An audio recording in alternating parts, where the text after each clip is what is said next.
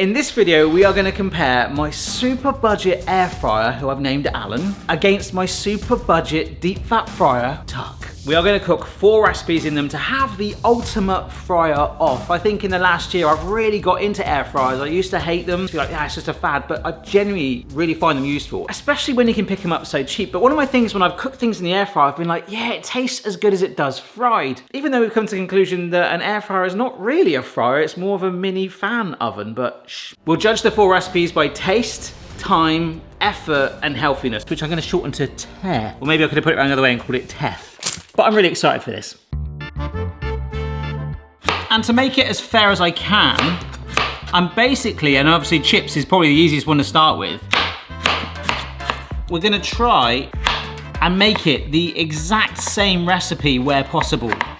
So I'm just slicing the potato into nice old chip shapes. We are going proper basic on this, nothing crazy. Remember I did the Michelin star chips in the air fryer recently? They were phenomenal. Just gorgeous. This is just bog standard. I want some chips. So pretty much a 1 ingredient thing to get us going. And I know it's a bit cliche to do chips first of all, but I just think it's that nice natural thing. We joke about it, everyone's like, oh, I've got an air fryer and I make chips in it. But I genuinely think it's a really good place for us to start. It's probably the most popular thing, like I say, that is cooked in it. But the great thing is, for both Alan and Tuck, you're gonna have to get used to those names today, sorry. Other than oil in different forms, this is all we're gonna need. Now, for the fryer, you would generally try and parboil the potatoes to give yourself a nice fluffy center normally. Genuinely, if I was just doing fries today, I would do this, but if we do a slightly lower temperature of oil first, let them rest, and then fry again, you can even go more extreme by putting it in the fridge. That should be enough for what we need, but if you can, do parboil them. Also, another grade that I should be considering is perhaps like the safety factor. Like obviously this is red hot. I hate frying. I grew up in the 80s where it seemed like there was like chip pan fires like every week. So we'll try our best for this to finish at a fairly similar time. But I love with these how we just dump those potatoes straight in the bucket. Our oil is much more minimal. This is actually the same oil. This is vegetable oil spray. Basically what we just poured in Tuck, but in an aftershave bottle. And that's ready to go. 190C, 20 minutes. Whereas for Tuck, we're starting with a lower temperature. So that's just 150C. It's not so hot, otherwise it will just flash cook the outsides. By doing a slightly lower temperature, it helps it penetrate the middle, kind of gets around the parboiling just, but then we can ramp the temperature up. I hate the smell of frying. That's another thing, the scent. I should put that as the 5th category. Does it smell nice? Despite the greasy smell, I'm slightly right now swayed towards Tuck for the chips. We'll find out. Alan is powering through, whereas Tuck, can you see that golden color on there now? We're getting it up to 190C to really give it some color on the outside because we've effectively just then slow cooked to give the middle as much cooking chance as possible. Ooh! The next step is time for our big reveal. Air fryer chips, 20 minutes. Boom. Actually looks all right, doesn't it? Nicely browned. Chips from the fryer. Oh, wow. Look at that color. Straight onto the kitchen towel to absorb the fat. There's nothing being absorbed in the air fryer. So just while they cool for a minute, I've added another letter to our scoring category. A for appearance. I want to give a point to either side for each one unless there's a complete tie. Air fryer chips, taste. Ooh, soft. Chewy. It's a chip. It tastes really light, really healthy. The middle is cooked and fluffy. There was a few crispy edges. That suggestion I said about adding some more spray oil as it cooked, I did do that for the last 5 minutes and we still got a few crispy edges. If I pushed it for another 15 minutes maybe, that probably could have enhanced it more, but then we go down the route of possibly, that's my potato possibly hybrid. It could bake or air fry the middle out of it and almost dry it out too much. The fried chips, oh, that's good. The middle is fluffy as well. We've got a crunch. These are getting the taste. Sorry, air fryer folks. Time, I think I can't really split these. They were literally finished at the same time, which is a perfect start. So I will give that a tie. For effort, I'm gonna go air fryer because I love the fact we just chuck the potatoes in there. You shimmy around with some spray oil. It's safe. You've not got to worry about any oil management whatsoever. Some of you guys might not have a fryer. You might want to do it with a thermometer in a frying pan. The air fryer ones are low effort. Healthiness, well, I think who's going to win that one today mostly is going to be the air fryer. I mean, that's the most visual thing of all of this today.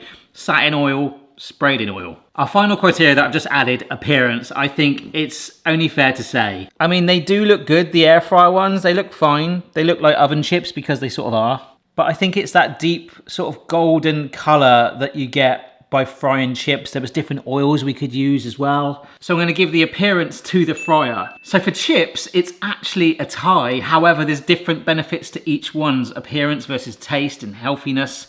Your call, but I think for me personally, I would always go with those. Next up, we're gonna do another classic mozzarella sticks. These need a bit of prep. We've done them in the air fryer. We know they can get gooey, but it's all about that appearance too. I didn't realize, I'm so glad we added that on the end. That can play, like you eat with your eyes, right? Such a massive factor. Let's go. Okay, so for mozzarella sticks, you need a big old brick of mozzarella. This, I think, is sometimes called a cucina, I don't know. The great thing about these is normally when you buy them like that, there's hardly any water around it. It's just a big old block. If you buy a mozzarella ball, you're gonna wanna drain it out first.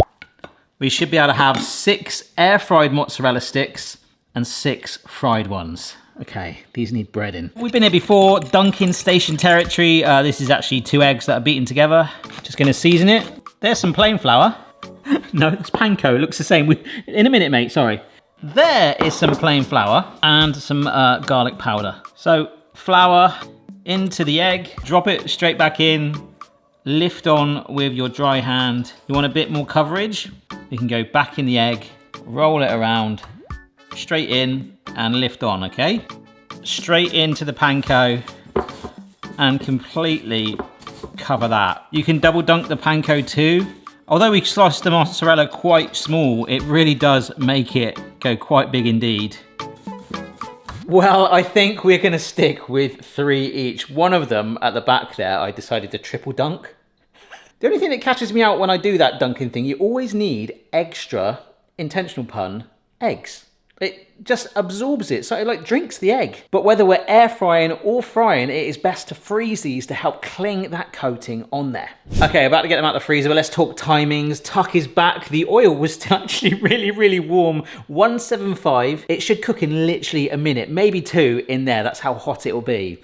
175C. As for Alan, even warmer, 200C. But the cooking time for that, remember, we will spray oil it again, will be around 10 minutes whilst Tuck is warmed up, ready to go. The others are still in the freezer, just going like, where are we going? Really, it is the color from those chips so far that I'm finding the most sort of disappointing. All right.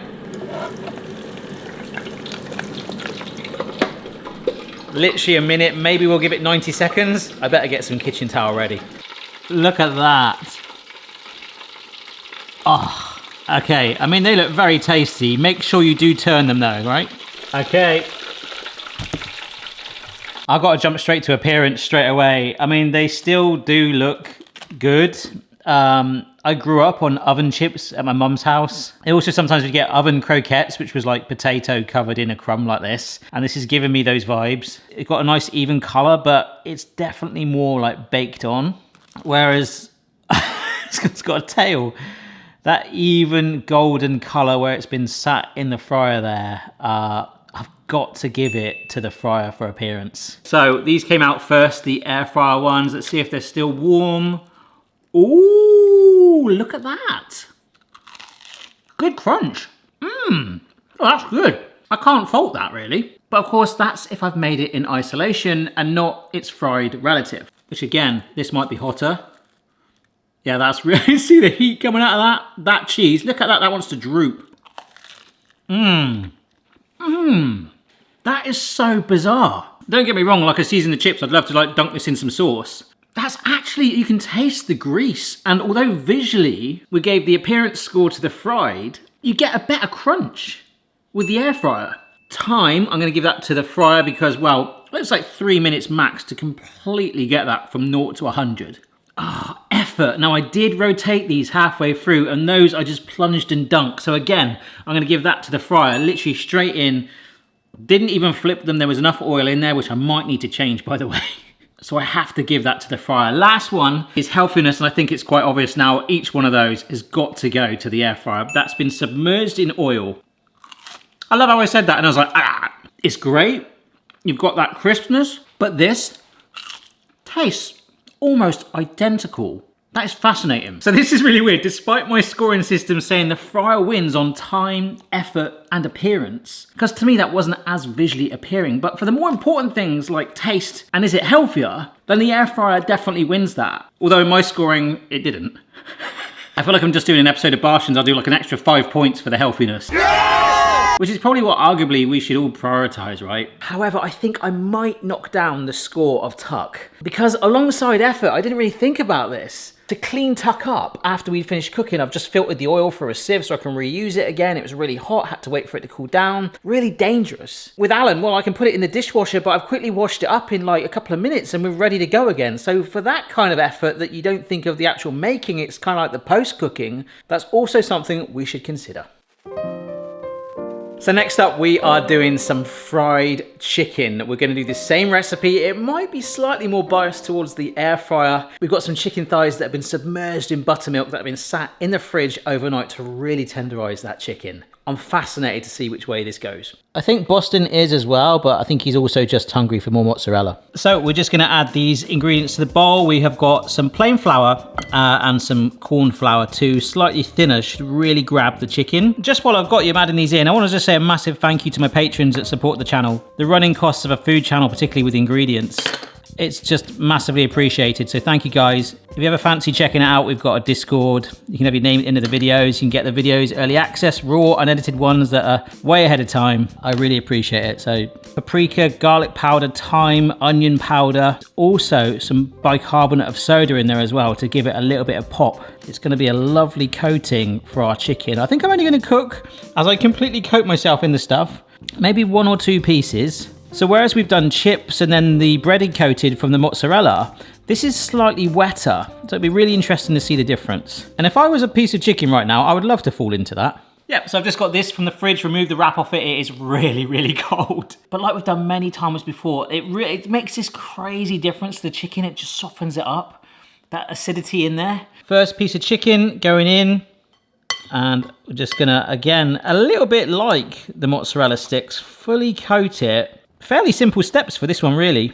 The great thing about having the baking parchment is we can basically put that in the air fryer as long as we leave enough ventilation for the air to flow through.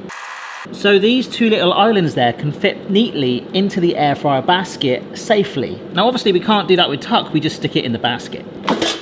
Alrighty, Alan's nice and warm. This time we're gonna spray oil the bucket. Oh, 200°C.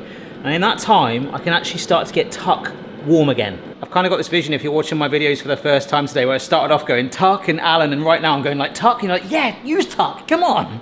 Everyone should name their appliances. Unfortunately, we can only do 1 piece of this chicken at a time. But speaking of time, that actually cooks 1/3 less than Alan. It does feel like a lot safer in there. And remember, we've done Kentucky air fried chicken. We know it's generally all right. But to put it side by side with freshly made fried chicken, which smells really good right now. That's the best smelling one so far. It's just a shame I can only cook 1 at a time. Well, in fact, I can cook both of them because, oh, get down.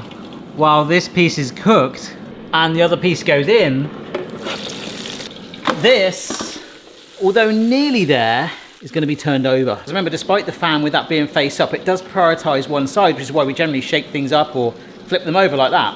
Whereas for the fried chicken, that is actually in a bubbling vat of heat 360. It cannot get away from it. Exhibit A, but look at that grease. Yes, lovely sizzle on there. Oh, they look good. That looks really good. But we've also got 1 more piece of the fried chicken. Look at that difference. One has got that like bumpy, stereotypical, rough texture of fried chicken. The other ones look a little bit more like, well, crab cakes in a way. They look smoother, that less of that. The shock of the oil hitting it in the fryer just creates those bubbles, those crunchy knobbles of chicken texture. The same flavors are in there, the same recipe, and it smells brilliant. So I've just put it on another board, and before I take this away, I want to show you this. Look at the fat from the fried chicken and the air fried chicken. That's actually the juices from the chicken where it's rested. But you can quite clearly see all of that oil on there, and it's even going through my kitchen towel. We really do need to take that into consideration. Ugh. I mean, visually, if we're making fried chicken, obviously we've got to go with fried chicken. So I'm gonna give the appearance to the fried chicken. I might just have to reduce this now just down to taste. Because the time thing, I was thinking then about the washing up, like that goes into the effort too. The time the fried chicken does work because it cooked way faster, but, whoa, that is hot. See that steam? Mmm. Oh, that's good. It's good, but it's mellow. It's almost like all of those flavors and spices that we've put into the coating have kind of been baked out of it. The coating has got a lovely crunch though. The chicken is cooked through. Again, in isolation, if I made that, I'd be like, okay, that's fried chicken. Whereas this, I mean, look. Okay, that is fried chicken. The crunch of the coating, you can taste the coating. The only downside is like having that so immediately after that is I can taste so much grease in it. Like I think by far this one seemed to have scooped up all of the oil, and despite how visually appealing it is and the crunch and the flavor, we've lost the flavor in that. The spices are still there, and it could mean that we just put more on that in future to do air frying one. But within all of these bumps, I don't really want to take another bite actually. That's how much I really am off-put by that. There's this intense oily greasiness that is like quite off-putting. Having them side by side like that, putting some more spices into the coating and really working and experimenting with that. I can't believe I'm gonna say this, but I do prefer that. It's only because they're side by side though. I would love that normally. So taste, and this is purely because I can taste all of that oil, air fryer. Time, now I can mix this with effort, but I'm gonna stick what I did with the last one, time. I gotta clean that up now, it's all messy, like there's like crumbs in the frying basket. That's all gotta get chiseled out. I've probably ruined my oil. In fact, I've actually just put it into my air fryer bucket, which will clean in seconds. The time to cook it, of course, but the time to clear up, the whole element of cooking it, I'm giving that to the air fryer. The effort to do it, the recipe was the same. You gotta say the fryer, we did not need to turn it. It was like completely cloaked in the oil. Fryer. Appearance, I mean, we gave it to the fried chicken. It looks like, it is fried chicken, right? But I think healthy, even when we took it out and put it on the kitchen towel and saw that side by side, that swamp of oil, and that was before even eating it. You've got to go air fryer. So air fryer for me, play around with the seasonings, wins that one. I don't know about you, but I've had enough savory today. Our last one, we are gonna do churros. Now, when you fry churros, you can kind of cut them in, pipe them in, and they'll just hit that hot oil and fry. Almost like a mini donut. The sugar will caramelize within it. You'll get a lovely, gorgeous crunch, but of course you can make them in an air fryer. I'm gonna have to replace my oil in the fryer because it absolutely stinks of chicken and it's full of random bits. I have another bottle of oil, luckily. The air fryer is ready to go, and what I really like about this one is that even on this fourth one, we're doing like a slightly different type of batter to go in both fryers to see if it can get that similar finish. Will the cinnamon sugar at the end help? Is it gonna be eye-opening just like that chicken was? Let's go. Just to show you, I've just cleaned out the fryer, pouring the oil through a sieve. Fried chicken is a proper dirty job. I've got to clean all this out because churros won't want to be in there. Okay, so we're going to make a batter to use for both fryers. So a big old piece of butter, some sugar, salt, and this is some cold water. So we're just gonna bring it up to a steady simmer. I love how I've got like random bits of fryers like scattered around the kitchen. All right, so we don't wanna simmer this down. We've just got it up to a boiling point. Just wanna make sure that there's no big blob of butter floating around in there. It looks to have basically disappeared, which is good. Now we've gotta do some elbow grease. Don't hear that phrase much anymore. Plain flour. We need to stir like crazy. So we do need to add eggs to it right now. But if we do it whilst it's this hot, we're basically gonna make egg fried, egg fried butter. Sorry, I don't know why that made me laugh. I'm gonna add 1 egg at a time. And yep, we've not made an omelette, that's good. There we go. The consistency literally just changed before our eyes. Some of the best tips I've ever got over the years doing these videos has been from you guys, and I remember the day that someone told me about using a glass to fill up a piping bag, and it has literally been a game changer. That is ready to be piped. Now, unfortunately for the air fryer version, we do need to do a little bit of patience. I've got some kitchen scissors to one side, and what I'm gonna do is pipe a nice steady band of it. So it's a big star nozzle, an M1 if you're interested. Well, that won't cook at all in the air fryer. That will just literally go bleh. So we need to put this in the freezer. And whilst we warm up Tuck, our standard fryer, that's exactly where these will go. I'm now going to show you how to make cinnamon sugar. It's one of the hardest recipes in the world. Basically, you need sugar and cinnamon. And that is how you make cinnamon sugar. But actually, it could play a massive part in the final taste of these churros because they will be getting rolled in it once they're cooked. This could be the underrated hero. Okay, air fryer is preheated. I've got some baking parchment islands. In that goes, and for a lot longer than the fryer Tuck. I mean, the cool thing is, like, there's no oil with those churros whatsoever. They are baked. This oil is hot. We're gonna snip. I'm gonna go quite close so it doesn't splash. That's about there and then in. You see how they're cooking already? Okay, brilliant. Let's get these out with a slotted spoon. Just gonna let them rest a little bit because, hey, still got some left. And I think the ones in the air fryer were longer. So why not? That's the only problem with Tuck, is that because it's quite a small area, it's kind of snaking them. Oh, good timing. Oh gosh, I don't even need to put this on kitchen towel at all. They've mostly held their shape and there is no fat or grease coming off that whatsoever. Oh look, I've just turned them over and they've just decided, you know what, I'm all gonna join together. I should have just done one big long one, but I think we have got enough evidence here to see what the comparison is. But first, cinnamon sugar. Chuck these in, get my hands in there, why not? Like cinnamon sand going into all of the grooves of the churros just gives it so much more sort of texture and just more appealing. So how will these fare? Yeah, to be fair, that does actually enhance it. It's still got those lines on it as well. It's just that colour is slightly paler. Right, the last one. I'm all fried out. Again, it's that oil, isn't it? It's that colour that it sort of penetrates into it. Fryer. Taste. Mmm, lovely crunch. I know I'm just eating some more oil. Park that out of your mind. Lovely fluffy center. The sugar's worked into the grooves. It's light and airy. That's good. The air fried one. Ooh, it's got a good center on it. The crunch is only just on that outside edge. The sugar is helping lift it a little bit. I can't help that because the cooking method was so long and without the oil going with it, it does taste a little bit like a Yorkshire pudding. Not massively, but taste, I've got to go fryer. Time, well, unfortunately for the air fryer ones, for them to hold the shape like that, it did need to go in the freezer, whereas the fryer, we could have chucked it straight in. It's another one for the fryer. Effort, other than the cleanup again, it's kind of equal. Obviously, we piped it out onto the baking sheet and then set it. There was a little bit of that, but you still had to pipe and snip to get it in. I'd say that's... And of course, the last one, healthy, it's been the air fryer all through the video. Like, it just tastes lighter. But in this instance, unlike the air fried chicken, where all of that seasoning, all that effort and graft that we put into it, it's kind of vanished. There's still some nice sort of flavors going on in there. It's not just sort of like I said, Yorkshire pudding. There's a bit more to it, but nowhere near the depth that you get with that.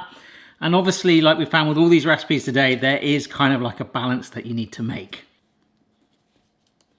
So if I've done my scores correct, I had a tie with the chips at 3-all. The fryer just won on the mozzarella, 3-2. The air fried chicken came back 3-2 because, well, oil. But I know that's controversial. But the churros, the fryer just pipped that one 3-2. So if my maths is correct, the air fryer got 10 points, the churros got 11. So congrats to the fryer, although for me personally, I actually feel like I've swayed even more towards the air fryer from all the mess, the grease, the oil. I'm slipping around the kitchen. It's been a lot of fun. We've found some ones that should definitely be air fried. Of course, there's other things I could pick that win so much more, but I tried to pick a few different things today for some variety, and I hope you enjoyed it as much as I did. If you did enjoy this video, I've got a full air fryer playlist where we've gone through budget air fryers, recipe clones, recipe classics, and I'll keep adding to it from time to time, but this was one that I really wanted to do side by side because individually these recipes are great, but when you line them up, it was a real contrast. Yeah, and even though the fryer won, I'm still like growing this like thing of like, I don't think they're a fad. I think they're gonna stick around. And even in the last year for me, I've really got to like them. So hope you enjoyed the video. Cheers for watching, and I'll see you later. This is what it looks like with the lights turned off. Thank you so much to the names on the screen right now for supporting the channel. If you wonder what my house smells like, imagine smell-o-vision. Smell that bottle of oil, that's pretty much it. It's time to open every window in my house.